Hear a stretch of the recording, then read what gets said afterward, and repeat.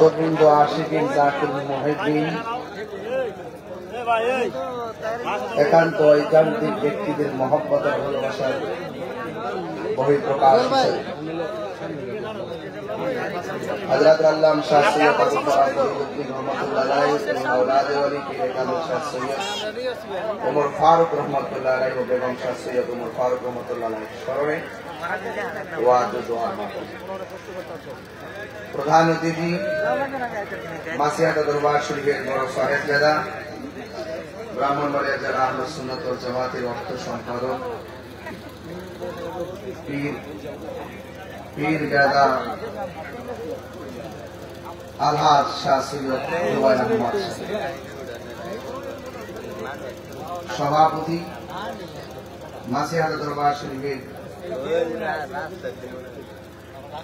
রৌনক औलादे रसूल अल्लामा हाफिज सैयद जावेद अहमद साहेब मददुल्लाहुल आली এতক্ষণ আলোচনা করেছেন স্নেহাস্পদ মৌলানা জাহিদ ইসলাম ফারুকী শেখ সহ ও মুবাল্লিগিন উলামায়ে কেরাম।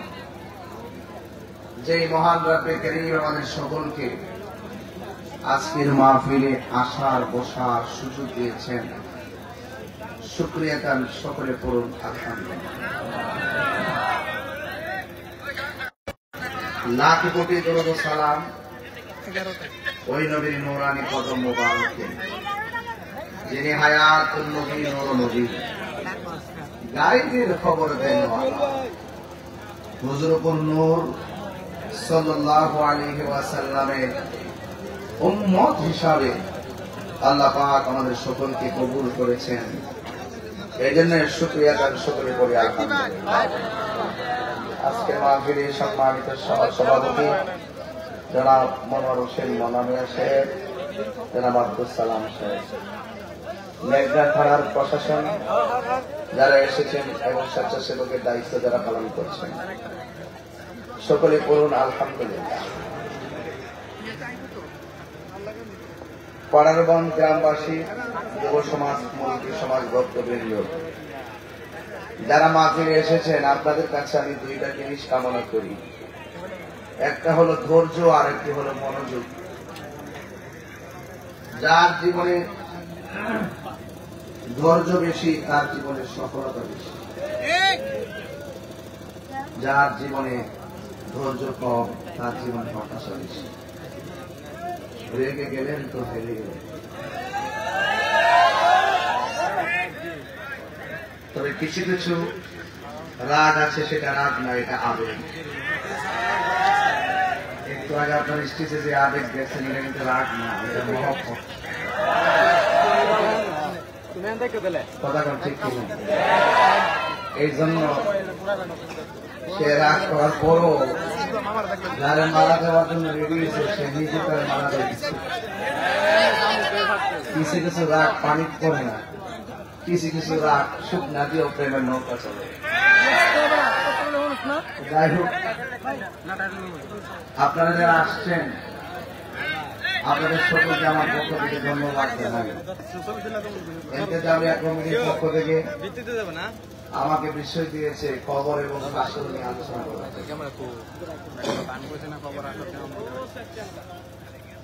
বিষয়টা অত্যন্ত স্পর্শকাতর বিষয়।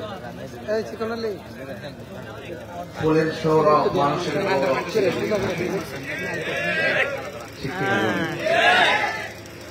আজকে হাজার হাজার মানুষ প্যান্ডেল ভর্তি, আপনাদের কাউকে গাড়ি ভাড়া দেওয়া হয়নি। আপনার মেঘনাবাসী আজকে চমৎকার একটা ইতিহাস দৃষ্টান্ত রেখেছেন, এবং আমি তো কখনো আসি নাই মেঘনাতে। মেঘনাতে প্রথম এসে আপনারা আমাকে বুঝিয়েছেন যে মেঘনার মাটি সুন্নিয়তের খাঁটি।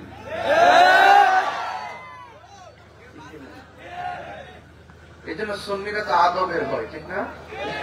আপনার ব্যবহারটা এরকমই করতে হবে, একটু কি করতে হবে, ভদ্রতা শিষ্টাচারের মাধ্যমে আপনাকে আমার সামনে উপস্থাপন করবেন, আমি যেন আপনাদেরকে নিয়ে প্রাউড ফিল করতে পারি। সকলে বলেন আলহামদুলিল্লাহ। বলুন আসল ঘরের নাম কি, বিল্ডিং না কবর? আজকের মাহফিলে আসায় কারা কারা খুশি হয়েছেন হাত করে?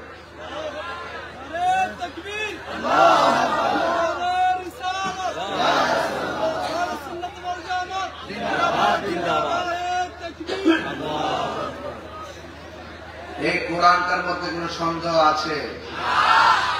একটু বড় করে জবানটা দিছে কে? সে রবের পক্ষে কথা বলবেন, বন্ধ কেন বলেন? কোরআনটা নাজিল করেছেন কে? কিছু অংশ সন্দেহ আছে, হ্যাঁ কিছু অংশ সন্দেহ আছে। সন্দেহ করলে কি ঈমান থাকবে? এই কোরআনে দুইটা রাস্তা আছে ভাই। একটা রাস্তা হলো কল্যাণ, আর একটা রাস্তা হলো অকল্যাণ।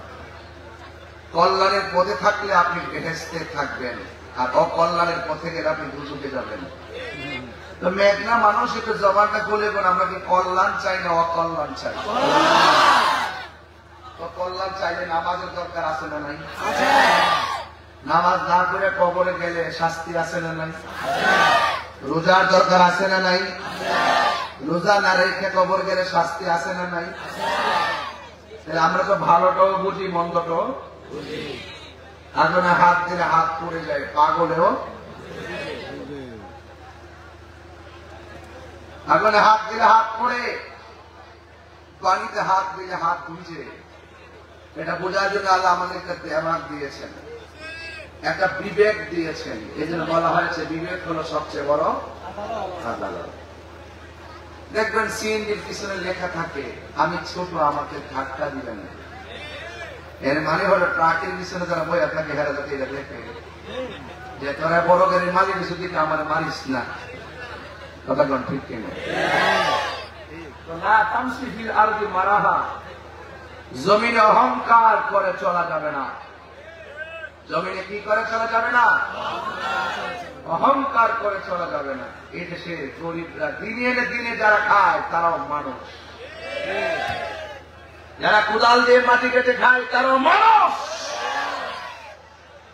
এই জন্য আমি আপনাকে সোজা করার জন্য নামাজ দিছে। কাতারে দাঁড়া, একটা রিক্সাওয়ালা সেখানে দাঁড়াবে, একটা এমপি সেখানে দাঁড়াবে। তুমি কোটিপতি হয়েছে বলে মসজিদ থেকে তাকে ধাক্কা মেরে বের করে দেওয়া যাবে না। কেন করা হয়েছে সেটা? একমাত্র আমি আপনি, আমরা মানুষ। ধনী হতে পারে, গরিব হতে পারে, ফর্সা হতে পারে, কালো হতে পারে। বলুন ডিজাইনার কে? আপনি নিন্দা করছেন কেন? ফি আই সূরাতিন মা শাআ রাক্কাবা। আল্লাহ বলেন মানুষের চেহারাটাকে আমি আল্লাহ যেমন ভাবে চেয়েছি এমন ভাবে বানিয়েছি। আল্লাহ আমাকে কালো বানিয়ে যদি আল্লাহ পাক রাজি থাকেন, আমি কালো, এটা আল্লাহর চয়েস। আপনি ফর্সা, সেটা আল্লাহর চয়েস। আপনি খাটো, সেটা আল্লাহর চয়েস। আপনি লম্বা, সেটা আল্লাহর চয়েস। আপনি গরিব, সেটা আল্লাহর চয়েস। আপনি বড়, সেটা আল্লাহর চয়েস। আপনি তখনই আল্লাহ প্রিয়তম হবেন যদি আপনার ভিতরে রিয়া অহংকার না থাকে। কথা বলেন, সব সমাধান দিয়েছেন। যা যে দেবে চলো, মানলে না তো আমরা যা লাগাই দিয়েছি একটা কাপড়। কাপড় থেকে লাল না সাদা, এর হিসেবের কাপড় তো 3 পকেটওয়ালা। মন্ত্রী সাহেবের পকেট তো কাপড়ের কাপড় তো 6 পকেটওয়ালা। কোন পকেট আছে? কোন সেলাই আছে? কাপড়ের রং কি? এমপি সাহেবের জোরে জোরে কর না। এমপি সাহেবের, মন্ত্রী সাহেবের, বক্তা, বিশ্বাবুজুরের সব কাপড় পার্থক্য আছে? পুরুষের কয়টা? কথা কেন? পুরুষের কয়টা? মহিলারা কয়টা? কেন জানি? অনেক রঙের কাপড় আছে না নাই? সাদা কাপড় কেন জানি না। অনেক পাতাটা দুনিয়াতে আছে। বড়ই পাতার গরম জল কেন করা হয় জানি না, জানতে হবে। কি করতে হবে? জানতে হবে। এটা যদি জানতে চান আপনি একা একা পারবেন না। যিনি জানেন তার কাছে যেতে হবে, যিনি জানেন তার কাছে যেতে হবে। ইয়াউমা কুল্লু উনাসিন বিইমামিহিম, ইয়াউমা নাদউ কুল্লু উনাসিন বিইমামিহিম। হাসরের মাঠে প্রত্যেককে তার ইমামের নাম ধরে ডাকতে হবে। ইমাম মানে কি? মুর্শিদ। ইমাম মানে কি? যিনি আপনাকে সরল পথ দেখান, যিনি আপনাকে রাস্তা দেখায় দেন। আমরা এগুলো বুঝি না, আমরা এগুলো কি বুঝি না। রসুলকে দেখছি কখনো? রসুল্লাহকে চিনাইছে কে? আল্লাহ। আল্লাহ বুঝছে,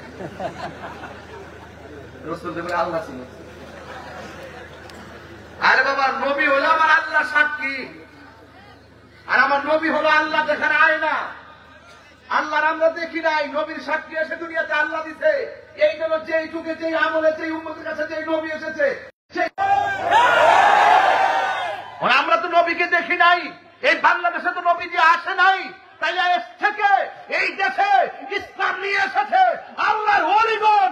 এই জন্য আল্লাহর ওলির মাজার হলো আমাদের নিশানা, আল্লাহর ওলির মাজার হলো এই দেশের অস্তিত্ব। এই অস্তিত্ব যতদিন থাকবে ততদিন মানুষ সঠিক পথের সন্ধান পাবে।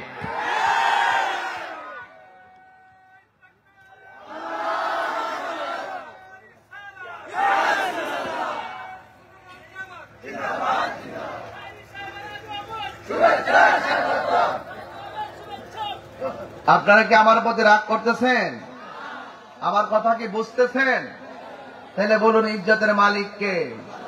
হায়াতের মালিক কে? মাহফিলে এনেছেন কে?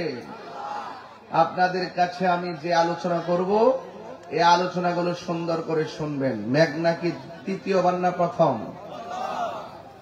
এই সাইড থেকে, এই সাইড থেকে, এই সাইড থেকে এই পাশ পর্যন্ত আপনারা একটু কথা বলতেছেন, একটু মস্কারা করতেছেন।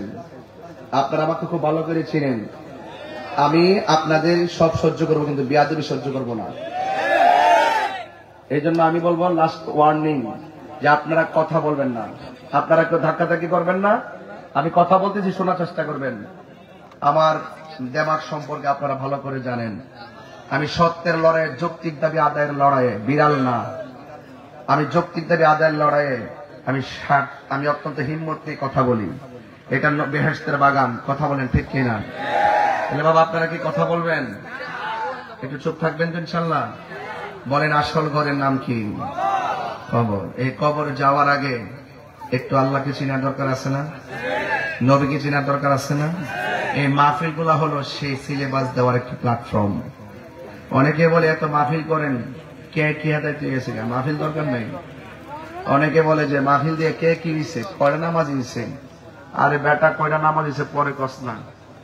এই মাহফিল যদি না থাকতো, পাড়ায় পাড়ায় যাত্রা গানের আসর হয়ে যেত, মাদকের সাইলাম হয়ে যেত। এই মাহফিল গুলো আছে দেখেই তরিকত জিন্দা আছে। আল্লাহর ওলিগণ মসজিদ করবার আগে খানকা করছে। কথা বলেন ঠিক কিনা? কন কেন করছে? বাবা শাহজালাল যখন দেশে আসছে, গরু জবাই করলে কেমনে জমা করতে হয়? বিসমিল্লাহি আল্লাহ, এই আল্লাহ আকবার নাম কি নিতে পারছিল তখন? নাম নিতে গোপনে। এই জন্য খানকা বানায় আগে মানুষকে বুঝাইছে। কথা বুঝতে পারছেন? এরপরে মসজিদ করার উপযোগী হয়েছে। এই জন্য আল্লাহর ওলিদেরকে অনুসরণ করা লাগবে। আমার বাবারা, এই কোরআনুল কারীমের মধ্যে আল্লাহ বলছেন, যালিকাল কিতাবু লা রাইবা ফীহি হুদাল লিল মুত্তাকিন। এই কোরআনটা হলো এমন একটা কোরআন যার মধ্যে কোনো সন্দেহ। এটা মুত্তাকিনদের জন্য গাইডলাইন। বলেন, কার জন্য গাইডলাইন? তো মুত্তাকি কারা? ইমানদার কারা? ওয়াল্লাযিনা ইউমিনুনা বিল গায়বি ওয়া ইউকিমুনাস সালাতা ওয়া মিম্মা রাযাকনাহুম ইউনফিকুন। মুত্তাকি আর ইমানদার হলো তারা যারা আল্লাহকে না দেখেই বিশ্বাস করে, আল্লাহকে না দেখে বিশ্বাস করে, এবং যারা নামাজ কায়েম করে, এবং আল্লাহ যে সম্পদ দিয়েছেন এই সম্পদ থেকে আল্লাহর রাস্তায় ব্যয় করে। আমার দেশের মানুষ 5 তলা বিল্ডিং এর টাকা খরচ করে অ্যাভেলেবল, কিন্তু ভালো কাজে তারা টাকা খরচ করতে চায় না। কথা বলেন ঠিক কিনা? এই যে আমি আপনার চিল্লাইতেছি, আপনারা কেউ কেন আমার বকশিস দিতেছেন?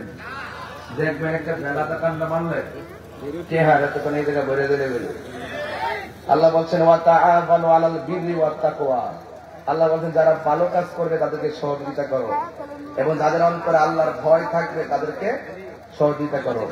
ওয়ালা তাআওয়ানু আলাল ইসমি ওয়াল উদওয়ান, যারা গুনার কাজ করবে, যারা পাপ কাজ করবে, যারা অন্যায় কাজ করবে তাদেরকে সহযোগিতা করিও না, এবং যারা সীমা লঙ্ঘন করে তাদেরকে সহযোগিতা করিও না। সীমা লঙ্ঘন কি জিনিস আপনারা অনেকে বুঝবেন। সীমা লঙ্ঘন হলো ওইটা যে দুনিয়াতে থাকা অবস্থায় যদি আপনি কেউ যদি মাদক সেবন করে আপনি তার বিরুদ্ধে আইনি অ্যাকশন নিতে পারেন, অসুবিধা নাই। কেউ যদি মাকে কষ্ট দেয়, মাকে লাঠি দেয়, সামাজিকভাবে তার ধৈর্য নিয়ে বিচার করতে পারেন, অসুবিধা নাই। কেউ যদি অন্যায় কাজ করে, খুন করে, বিচার আছে, ইফতিজিং করে, বিচার আছে। দুনিয়াতে থাকা অবস্থায় অন্যায় করলে অবশ্যই তার বিচার আছে। তখন আপনি এটা এই কাজগুলো আপনি যত করবেন তত আপনি ভালো একটা কাজ করলেন। আর সীমালঙ্ঘন কি? সীমালঙ্ঘন হলো একটা মানুষ অন্যায় করুক, যাই করুক, লোকটা মারা গেছে, তখন আপনি তার বিচার করতে পারেন না। এই বিচার করবে কে? আওয়াজ করেন, করবে কে?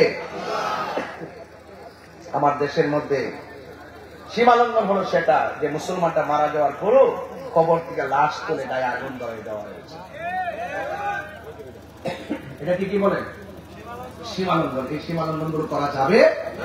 বিচারের ভার কার হাতে? আরো জোরে কার হাতে? আল্লাহর হাতে। এই জন্য তাৎপর্যের হিসাব যিনি গ্রহণ করবেন তিনি কে? একটু বড় করে বলেন, তিনি কে?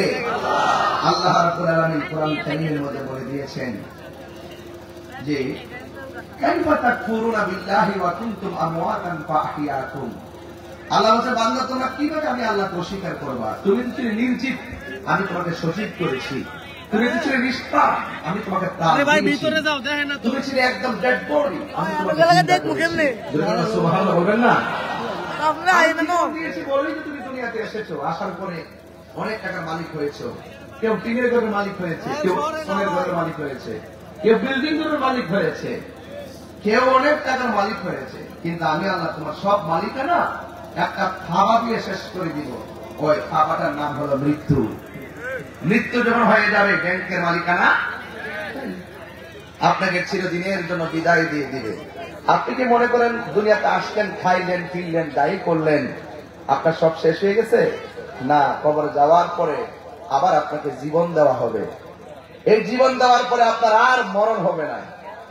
আপনি ভাবতেছেন নামাজ পড়ি নাই, মনে হয় বেঁচে গেছি, আমি তো সর্দি কাশ হয় নাই, 3 বেলাতে খাইতেছি, মনে হয় অসুবিধা নাই।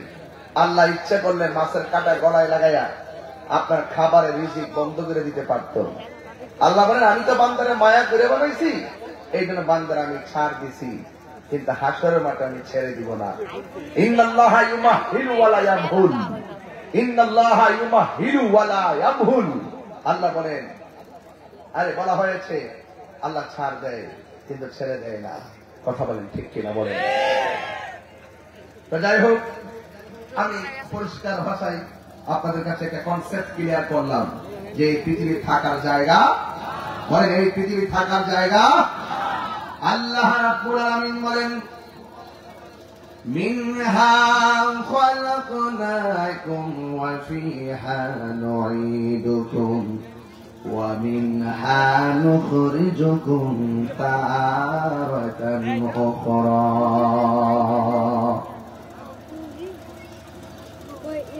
আল্লাহ রাব্বুল আলামিন বলেন, এই মাটি থেকেই তোমাকে সৃজন করা হয়েছে, এই মাটিতেই তোমাকে দাফন করা হবে, আবার এই মাটি থেকে তোমাকে উঠানো হবে, এমন একটা ময়দানে নেওয়া হবে। এই ময়দানটা বড় কঠিন। বাবা যদি কবরে গিয়ে থাকে, বাবার চেহারাটা চোখের মধ্যে বসান। আমার মধ্যে কেউ যদি বাবা হারায় থাকেন, ওই বাবার চেহারাটা চোখের মধ্যে বসান। কাহার যদি মা কবরে গিয়ে থাকি গো, ওই মার চেহারার মধ্যে আপনার চোখের মধ্যে বাসান। দাদা দাদি, নানা নানি, আত্মীয় স্বজন যদি কবরে গিয়ে থাকে, আপনার চোখের মধ্যে তাদের চেহারাটা বাসান। আমার সমাজে এমন অনেক নাতি আছে দাদার চেহারা মনে নাই, অনেক সন্তান আছে বাবার চেহারা মনে নাই। এই জন্য আমার নবী বলেন, আমি তোমাদেরকে কবর জিয়ারত করতে নিষেধ করতাম, এখন তোমাদেরকে অনুমতি দিয়ে দিলাম, তোমরা বেশি বেশি করে কবর জিয়ারত করো। আজকে আমি বাড়িতে জুম্মার নামাজ পড়লাম, জুমা পড়ে আমার বাবা রওজার পাশে গিয়ে সব মুসল্লিদেরকে নিয়ে আমি অনেক মুসল্লিকে নিয়ে দোয়া করলাম। বিশ্বাস করেন কিনা জানি না, বাবা রোজার দিকে যখন তাকাইলাম মনে হয় যেন বাবা আমার দিকে তাকিয়ে আছে। এই চেহারাটা বলতে পারি না, এই জন্য যা বাবা দুনিয়াতে নাই মাঝে মাঝে কবর জিয়ারত করবেন। আল্লাহর হাবিব বলেন কবর জিয়ারত করলে মরণের কথা স্মরণ হয়, কবর জিয়ারত করলে দিলটা নরম হয়। আজকে অনেকে জিয়ারতকে পূজার সঙ্গে তুলনা করে, এমন কিছু মুসলিম সমাজে আছে না নাই? জিয়ারত করা কি হারাম না সুন্নাত?